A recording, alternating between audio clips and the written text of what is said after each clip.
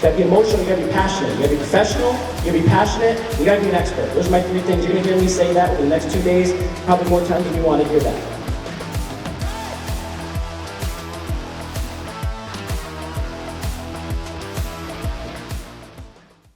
So we're gonna start with a question. We're obviously gonna harp on their problems, which will create the urgency. Big sales, urgency, gotta have urgency, right? We're gonna have stories about these problems, stories about the solutions. So this is what you guys have to keep in mind when you're going over your iPad presentation. Okay, I gotta ask a question to keep the homeowner engaged. I obviously gotta harp on the problems that they're having and then tell them my solutions. But within all that, in the middle of it, I gotta have some powerful stories that connect it all, that bring out the emotion to make this homeowner wanna buy. Here's what you're doing. You're asking for referrals. Basic. How many times should we ask for referrals, guys, to a customer? How many times should you ask for a referral? Every time. Okay, I got you. At least 3. At least 3. And that's cutting it slim, guys. At the first meeting, at the second meeting, and when you finish the job, you better do at least those 3. Because you know how many customers we sell that are off a website? Now I'm talking about attracting the right kinds of customers. If I send out a website link and a geo-target you, and you respond just because you got an offer for a free estimate, you know how many of those I sell percentage-wise? Maybe 25%, maybe 25, 30%. But guess how many referrals I'll sell? What's my percentage there? 75%. I know you're thinking, oh, email and text is just it's so technology. It doesn't have that up front. I'll be with you in a minute, maybe, right? Well, they actually also write handwritten cards, okay? So after every single, it's crazy. After every single call that comes in, we have a handwritten call that goes out into the mail. So by the time we're done with the inspection that day, at night, or the next day, they'll get a handwritten letter. We have a picture of that. I can read it for you guys. By the way, it's a thank you letter. On the inside is all of our Google reviews.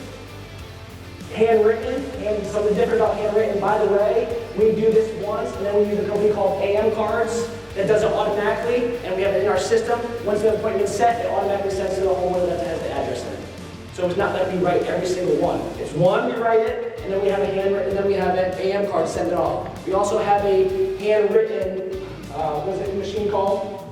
You use it all the time. The Max Writer. The Max Writer that sends out individualized handwritten letters. It's actually a machine you put your pen to and actually writes a handwritten letter. And then you get a free pizza coupon or free french fries on the back because giving is part of sales.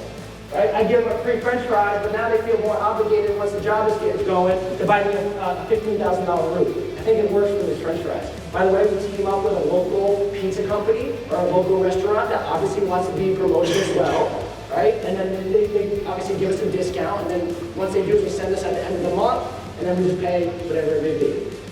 But every morning, inside sales and outside sales meets for 20 minutes. Okay, we go over what we call the domination book.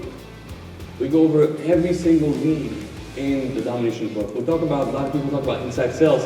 It's not an easy button. You gotta work at it. You gotta work together as a team. Megan, we worked together on some of these things before when we started doing Health Finance. She was doing it from Myrtle Beach when I was in Health Finance. She was my inside sales. We called every morning to go over this.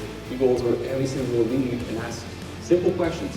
Hey, how's Mr. Smith? Where we at with him? Did he get his exact limit? Yes, he got exact limit. Hey, can you call him please, Megan, so we can go and meet with him, sign the contract? Yes. So we create action plan together for the outside salesman so we can go about our day. We create the domino effect. The inside sales can do 60, 70, 80 actions a day. Okay, even probably up to 100 a day. That was a goal. 100 activities that are sales driven. Whereas outside salesmen, last night we talked about this. Kurt, John, and Cody, we talked about maybe 10 at the most activities that are sales. So inside sales is so powerful. But if you don't spend time with your inside sales to go through action plan, did we send the exact limit to the insurance company, the adjuster? Do we have a proposal ready? Do we follow up with them? Do we have the adjuster's information before we meet the adjuster? So we can keep track of it. I know it's old school, but it works really well. This is meant to show you what you can do here. We're going to increase profitability. That's an important part of this process. If I can sell my product because it's a better value, you will pay more for my product.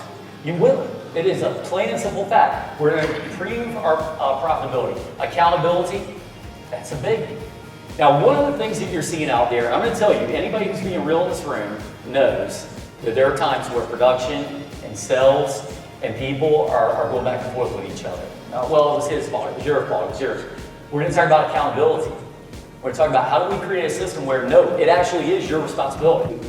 Hey, one thing we've talked about a lot is the pictures for selling the project and all that other good stuff. I mean, another reason you want to take as many pictures as you possibly can, to be quite frank with you, is protection of the company. Anybody in here ever something been destroyed before you got there and all of a sudden it's your fault because you touched it? Right? Okay. Those company cam pictures will protect that. I'm not saying that everybody tries to basically get over on the contractor, but people don't really look up.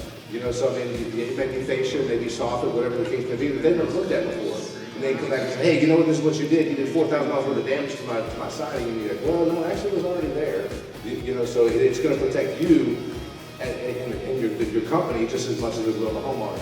And if you have a homeowner, you know, most of them are like, you know what, I didn't even realize that. I appreciate that. Versus getting into a conflict with them, because like I said, it's to protect us as well as the homeowner.